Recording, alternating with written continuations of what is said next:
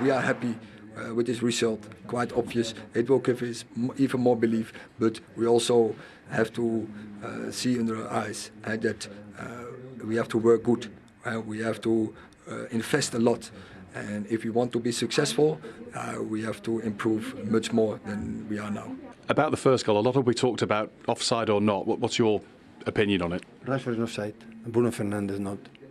Intervened Rashford to distract the keeper and our central defender. This is what it is. So, but we know where we play. There is here stadiums that we know exactly where we play. And for the referees, it's not easy. The first goal is a joke that it's gonna be allowed like this. For me, in that situation, I see Rashford is clearly offside, so I play him on offside, and he runs really till the last second, and he stops. Like when the ball is in front of him, and he's right in front of Eddie to score the goal, and then he stops because Bruno is calling him from behind that he is not in offside. I wouldn't be happy when it was my team as well, and when I concede a goal like this, so I can see the disappointment on the other side. What about this scoring run? 7 in a row and 9 in a row at home, which has equalled a club record that stood for well over half a century. Yeah, it stood for a long time. But yeah, I'm obviously pleased to get on the score sheet again today. So yeah, just look forward to the next game and try and keep scoring. In general, I don't have regrets, so I don't care if we don't win the Carabao Cup, and now I don't care if we don't win the Premier League. We'll try, but I don't care. I want a team perform like we performed today. It was quite similar to the many years we have been here. Must care a little bit. Of course he cares. Yeah, Marcus Rashford's fine run of form continues, cracking win for Manchester United. But let's deal with the controversial goal for a start with. Let's have a look at the law. To give us some kind of understanding and context. A player in an offside position at the moment the ball is played is only penalised on becoming involved in active play by preventing an opponent from playing or being able to play the ball by clearly obstructing the opponent's line of vision, or making an obvious action which clearly impacts on the ability of an opponent to play the ball. Now, of course, in times gone by, yes, Ian, we used to have a law where if you're offside, you're offside. If you and you were deemed as interfering, where the referees could use a little bit of common sense. Now everything is so meticulous. They've given themselves almost with these laws and the complicated nature of the laws, it's making it so difficult for referees and everyone to know what's offside and what isn't. It is, because when you look at it, when it goes through, and even Akanji, listening to Akanji saying there, he actually stopped to play him offside because he saw that he was running offside. That's what... So, should it have been offside, in your opinion? Yeah, I think it should have been offside. I think once you see here, Akanji now actually, he stops because he could see Marcus Rashford running offside, and so he stops now. The thing is, Marcus Rashford doesn't touch the ball. OK, but at the same time... Which is why, obviously, they didn't give it offside. Exactly. But then you're looking at Ederson. Ederson's coming out now to try and stop and narrow his angle.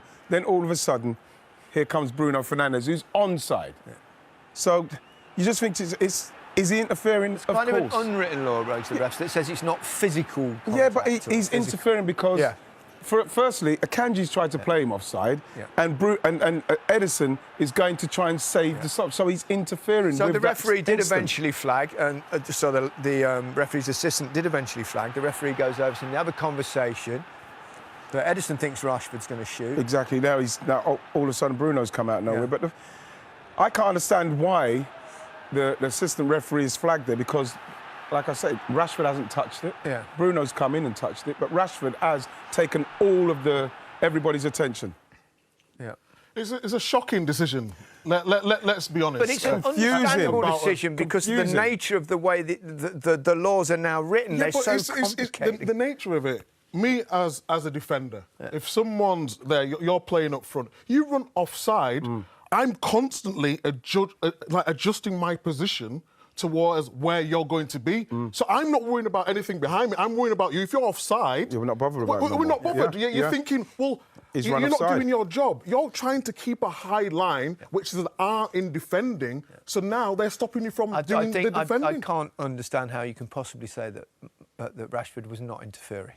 Yeah, of course. I mean, with the play in whatever kind. Leaving that aside, great win for Manchester United, and Ten Hag's tactical plan worked, didn't it? Yeah, I thought Man United were absolutely brilliant. You see him in a 4-2-3-1 formation here, and so many times in the past we've talked about Man United not knowing their jobs. They knew exactly what they were doing today. Look at Haaland coming all the way to the halfway line to receive the ball. They blocked all the space in between the lines in the middle of the pitch, and everyone knew exactly what they were to do. When Casemiro drops into a back five to stop the space from going in behind, and this is a Man United who now are organised, they're passionate, they have structure, they have balance. Fred comes into the team, knows exactly what he needs to do, whether it's going on Bernardo Silva or going on Kevin De Bruyne, and I just thought it was an excellent defensive performance from them. Everyone look 5 yards, everyone knows what they're supposed to be doing. Man City, we know they like to circulate the ball and recycle it, but at times, Man City didn't know how to break them down, and that's because of the organisation of this Man United team. And then when they had to press, don't win. Fernandes of the past has been accused of being selfish, going to press by himself, but now it's a trigger point. When one goes, the other one goes. Man City go all the way back. Again, left towards the keeper. Again, backing him up, defence there. Man City actually could get out here and then make a good pass, but then back in position. Kyle Walker tries a pass, and then Man United get the ball back. And we've talked about Man United, and everyone's quick to give them stick when they're not doing well. Yeah. We have to give them praise today because I thought they was outstanding. They're not tactically. I suppose when City did get control of the ball, they also struggled to find Haaland at the top. Well, they did. It's almost as if they don't know what his strengths are, because he wants to attack the back. He wants to go long, and I think that look at the space on the ball he's got. I think he can put that ball in there because that's not what. They don't want that. Shaw doesn't want that. Varane doesn't want that. And he threatens the back. Again, they gave the ball away there. But then you looked at Haaland in this instance. I think, look at the amount of space he's got on the ball and look at the space that he's running into. Now, if they're not going to be passing it through because they're passing it around, then you're not going to get the best out of this guy. And look how many goals he's scored already.